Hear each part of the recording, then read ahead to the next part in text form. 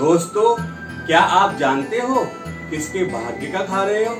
हम लोग यूं ही अहंकार करते हैं कि मैं कमाता हूँ, मैं काम करता हूँ, मैं पूरे घर में ऐसा करता हूँ, मेरी वजह से सब लोग खा रहे हैं। दोस्तों, आइए आज हम एक ऐसी ही सच्ची और अच्छी बात करते हैं। दोस्तों, एक भगवान का भक्त था। वह भगवान का बहुत ध्यान करता था। एक बार नारद मुनि भ्रमण करते हुए उधर से निकल रहे थे। वह भक्त भगवान का भजन कर रहा था। नारद मुनि ने उसको देखा और उसके पास जाकर पूछा, हे भक्त, तुम बहुत भगवान का ध्यान करते हो, बताओ तुम कैसे हो, तुम क्या जानना चाहते हो? तो उसने कहा, मुझे कुछ नहीं जानना है, प्रभु की कृपा से मैं ऐसे ही खुश हूँ, कृपया आप मुझे बस ये बता दो, भगवान ने मेरा जीवन यापन करने के लिए मेरे भाग्य में कितने पैसे लिखे हैं? नारद मुनि ने कहा, ठीक है, मैं कल आपको भगवान से पूछकर बताऊंगा। दूसरे दिन नारद मुनि उस भक्त के पास आए और उससे बोले, भगवान ने तुम्हारे जीवन यापन करने के लिए 100 रुपए प्रतिदिन लिखे हैं।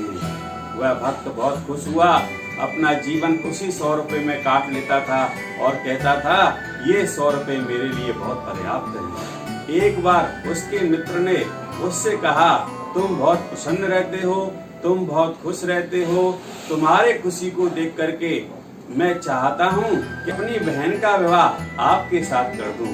उसने कहा, ठीक है, जैसी प्रभु की इच्छा। जब उस व्यक्ति ने उस अपने मित्र से अपनी बहन की शादी की बात की तो उस व्यक्ति की जो आमदनी है 100 रुपए से बढ़कर के 500 रुपए हो गई। उसने देखा कि पहले तो मेरी आमदनी 100 रुपए थी, अब 500 रुपए कैसे हो गई?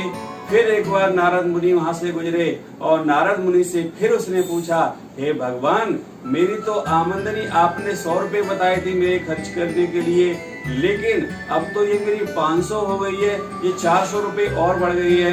तो भगवान नारद मुनि ने कहा कि ये आपकी जो शादी होने वाली है उस पत्नी के भाग्य से आपकी 400 रुपए आमदनी बढ़ गई है। उसके बाद वह अपने काम में लग गया, काम करता रहा, भगवान की पूजा करता रहा, बहुत खुश था।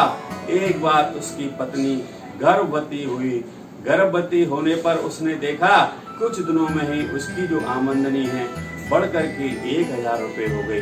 वह सोचने लगा कि ऐसा क्या हो रहा है, अब मेरी आमदनी फिर 1000 बढ़ गई, कहीं मुझसे कोई गलती तो नहीं हो रही है? नारद मुनि ने कहा था, तुम्हारी आमदनी 400 रुपए इसलिए बढ़ी है कि तुम्हारी शादी होने वाली है। फिर उसने नारद मुनि का ध्यान किया। नारद मुनि उसके पास आए, उन्होंने उनसे फिर पूछा, मेरी आमदनी पहले तो 500 रुपए थी, अब ये 1000 क्यों हो गई? तो उन्होंने कहा, अब तुम्हारी पत्नी गर्भवती है, तुम्हारे घर में संतान आने वाली है, इसलिए उसके भाग्य से 500 रुपए यह तुम्हारी आमदनी बढ़ गई है, यानी कि अब आपकी आमदनी 1000 रुपए हो गई है। उसने प्रभु का ध्यान दिया और सोचने लगा कि प्रभु कितने महान हैं, कितने अच्छे हैं। परिवार में कोई सदस्य आने से पहले ही उसके भविष्य की चिंता उनको पहले ही रहती है, उसका कैसे जीवन यापन होगा, उसका कैसे कल्याण होगा, उसके लिए वे सोचते रहते हैं और अपने भक्तों पर ऐसी कृपा बनाते रहते हैं। इससे वह बहुत प्रसन्न हुआ। दोस्तों, हम व्यर्थ ही यूं ही सोचते हैं कि हम अपने परिवार का भरण पोषण करते हैं, हम वहाँ पर दान करते हैं या उस मंदिर में जाते हैं, हमारे उस धर्म करने से वो मंदिर चल रहा है, या हमारे किसी को नौकरी देने से हम उसको जो सैलरी दे रहे हैं, जो आमदनी उसकी हो रही है, वो सोचते हैं हम इसका पालन कर रहे हैं, हम इसको सैलरी देते हैं तब इसका जीवन यापन होता है। ऐसा नहीं है। ईश्वर ने जिस व्यक्ति को जन्म दिया है, ईश्वर ने पहले से ही उसकी सारी व्यवस्थाएं इस प्रकृति के माध्यम से कर दी हैं।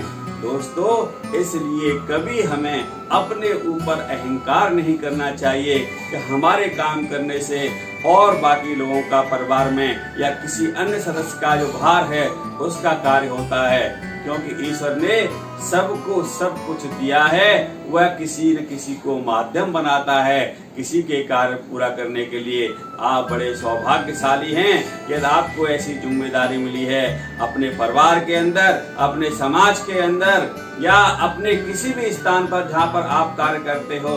वो जिम्मेदारी आपको मिली है, आपकी वजह से, आपके माध्यम से कोई कार्य हो रहा है, तो ये आपको भगवान ने निमित्त किया है, आपका उसमें कुछ भी नहीं है। दोस्तों, आपको हमारा यह वीडियो कैसा लगा कमेंट्स बॉक्स में अपनी राय हमें जरूर दें। और हाँ, हमसे जुड़े रहने के लिए हमारे YouTube चैनल मोटिवेटर सिकरवार को सब्सक्राइब करना ना भूलें। जय हिंद दोस्तों।